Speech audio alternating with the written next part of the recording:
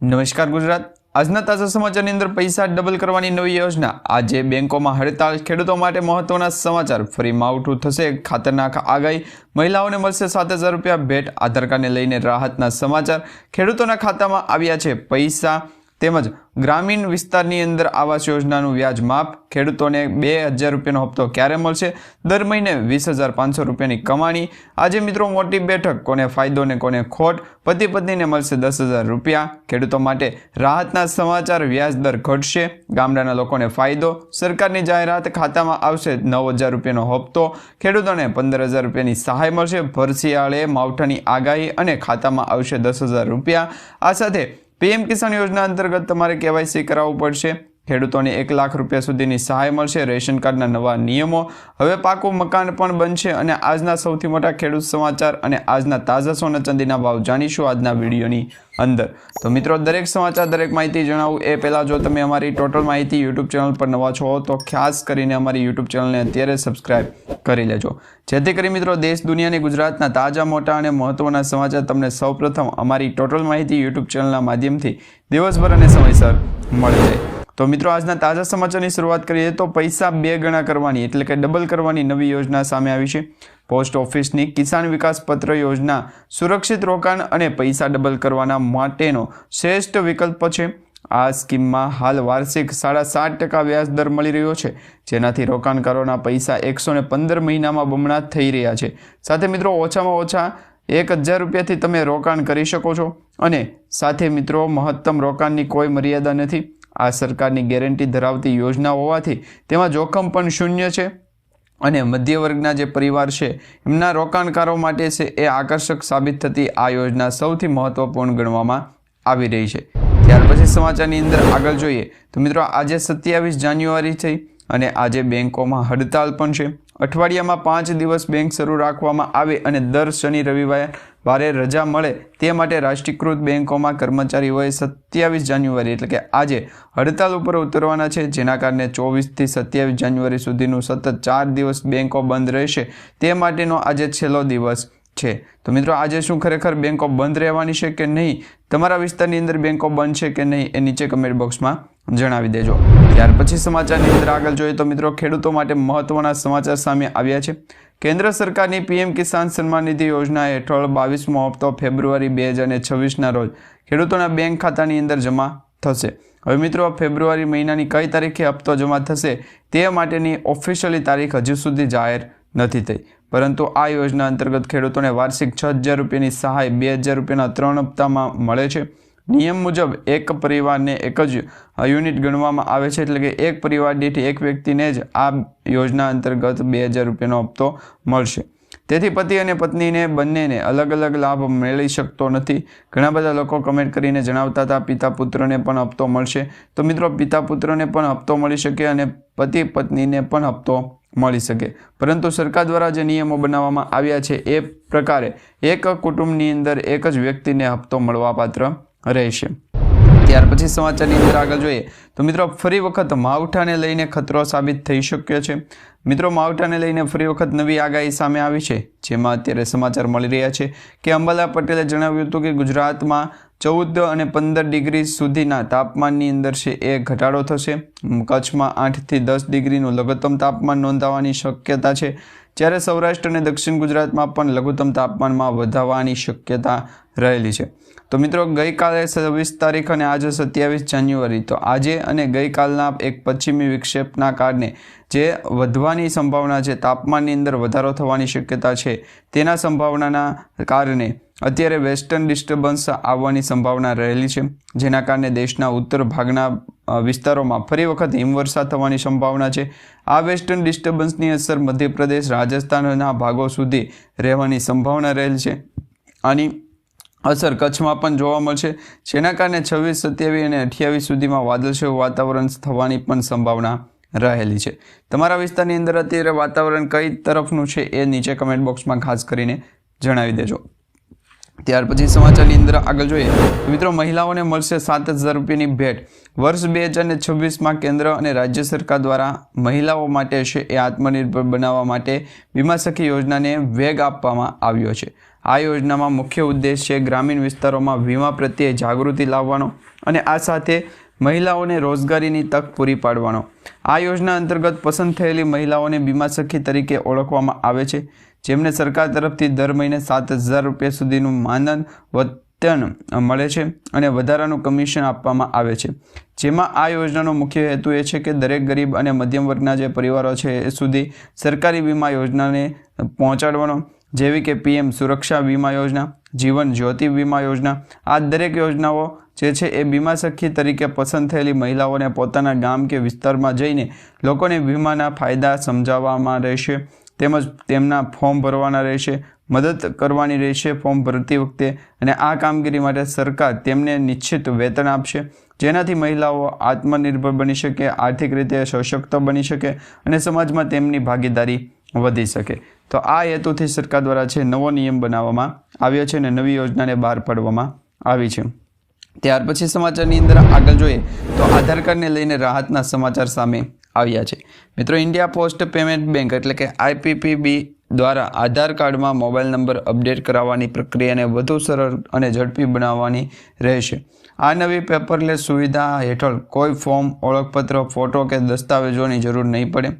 માત્ર બાયોપિક ફિંગરપ્રિન્ટથી જ તમે દસ્તાવેજો છે એ બનાવી શકશો.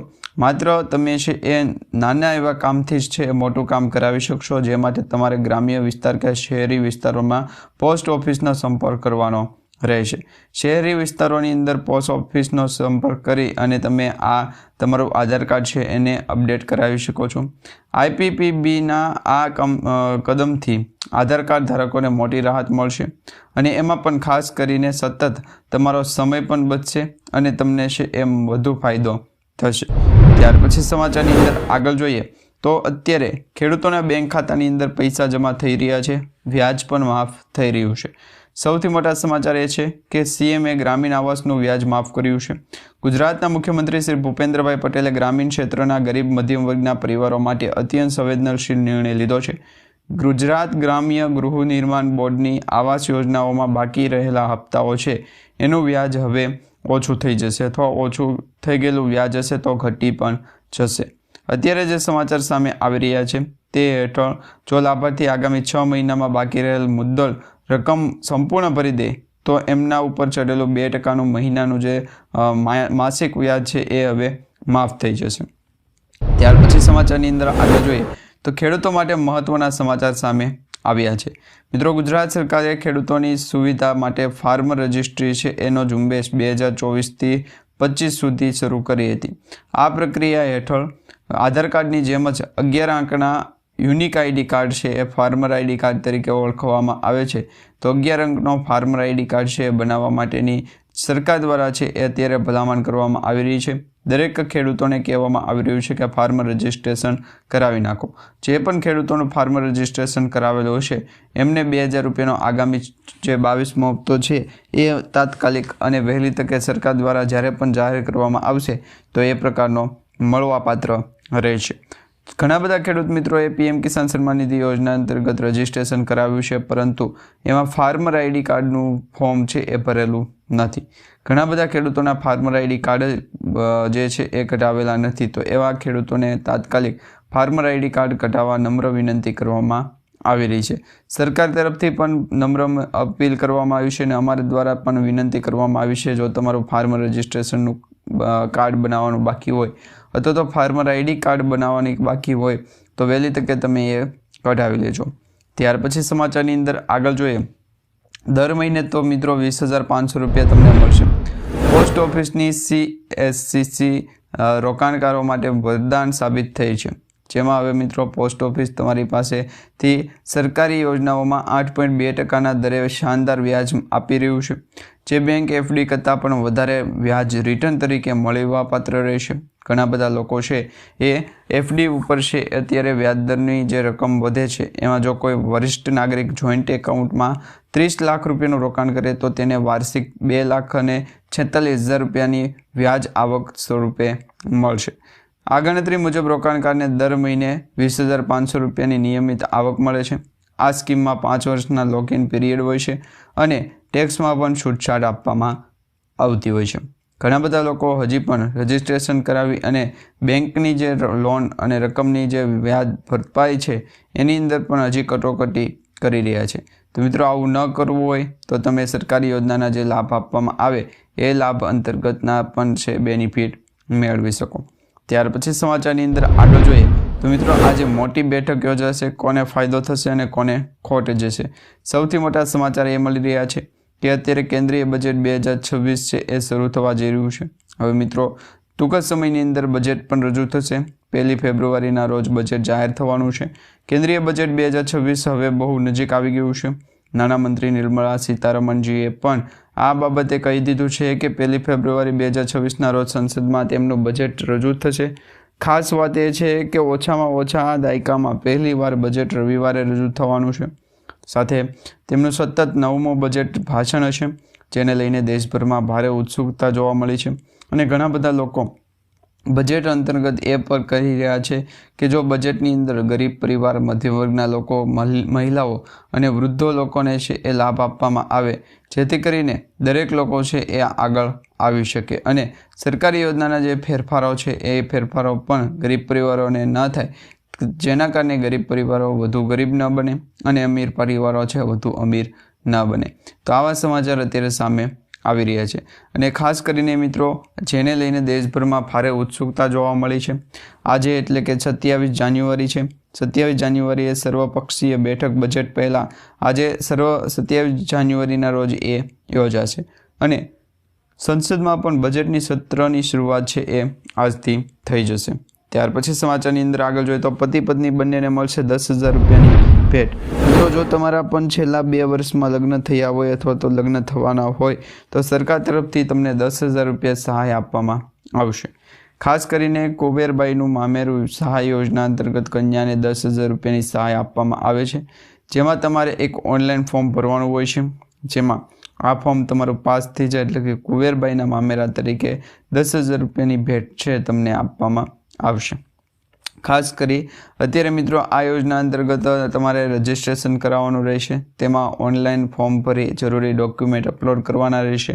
જન્મ તારીખનો દાખલો, વાર્ષિક આવકનું પ્રમાણપત્ર, લગ્ન અંગેનું પ્રમાણપત્ર અને સ્વઘોષણા પ્રમાણપત્ર, આવા ડોક્યુમેન્ટો છે તમારે અપલોડ કરવાના રહેશે, જેથી કરીને તમને પણ સરકાર દ્વારા પતિ પત્ની હો અને જો 2 વર્ષ પહેલાં લગ્ન થયા હોય અથવા તો આવનારા સમયની અંદર લગ્ન થવાના હોય તો કુબેરબાઈનું મામેરું યોજના છે એ યોજના અંતર્ગત તમને લાભ મળે અને સરકારી યોજનાના જેટલા પણ લાભ તમને આપવામાં આવે છે એ દરેક લાભ તમારા બેંક ખાતાની અંદર છે જમા થતા હોય છે।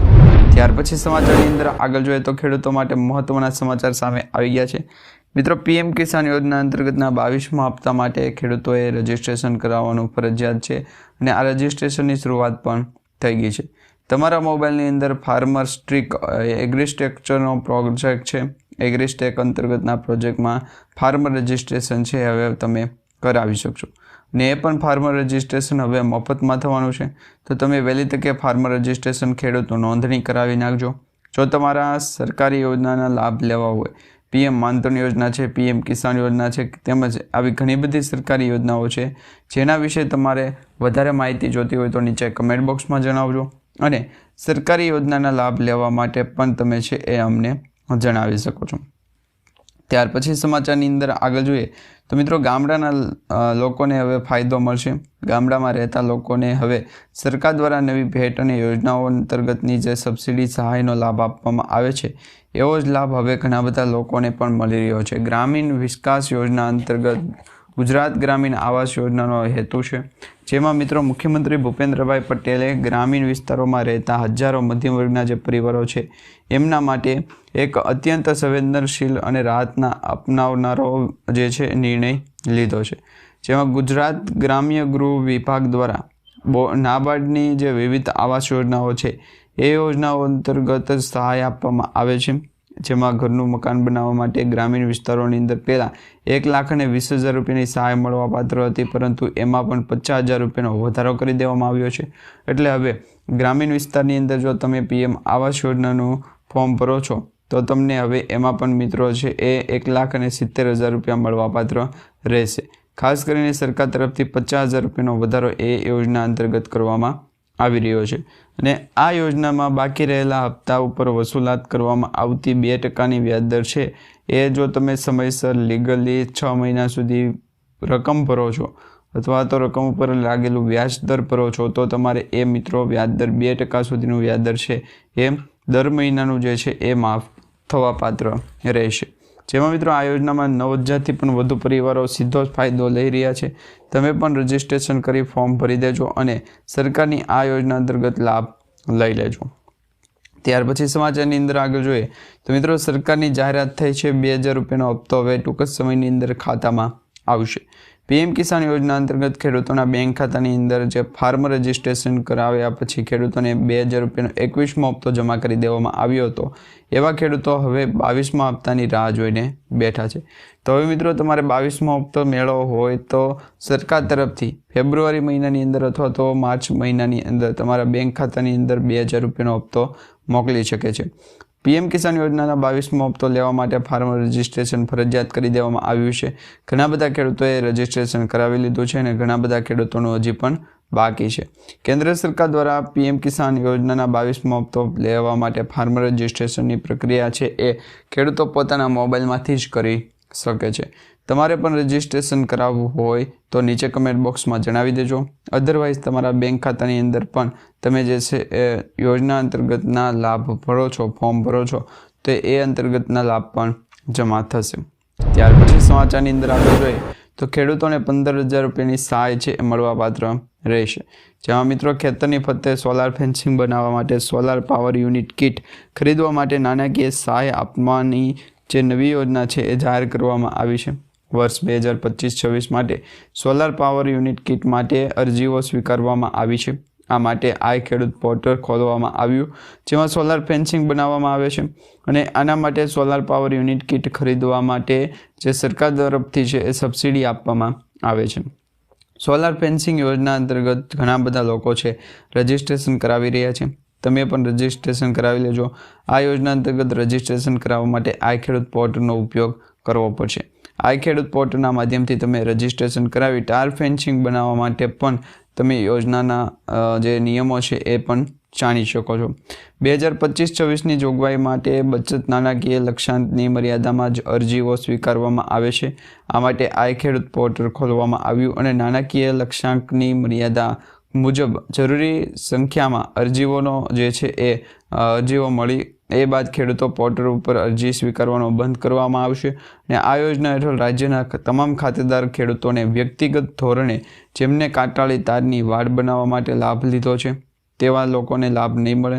જેમને લાભ નથી લીધો એમને સોલાર ફેન્સિંગ બનાવવા કુલ ખર્ચના 50% અથવા તો 15,000 રૂપિયાની જે સહાય છે એ મળવાપાત્ર રહેશે.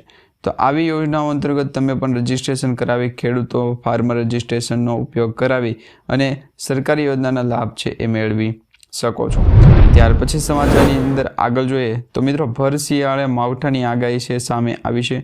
આઈએમડી દ્વારા ગુજરાત રાજ્યની અંદર વાતાવરણને પલટો માર્યો તેને લઈને સૌથી મોટા સમાચાર આપવામાં આવ્યા છે. અત્યારે જે સમાચાર સામે આવી રહ્યા છે તે મુજબ આઈએમડી દ્વારા ગુજરાતના વાતાવરણમાં મોટો પલટાની આગાહી કરવામાં આવી. વેસ્ટર્ન ડિસ્ટર્બન્સની અસરના કારણે ગુજરાત રાજ્યની અંદર ભારે પવનો ફૂંકાવા મળ્યા છે. ઠંડા પવનો પણ ફૂંકાવા મળ્યા છે.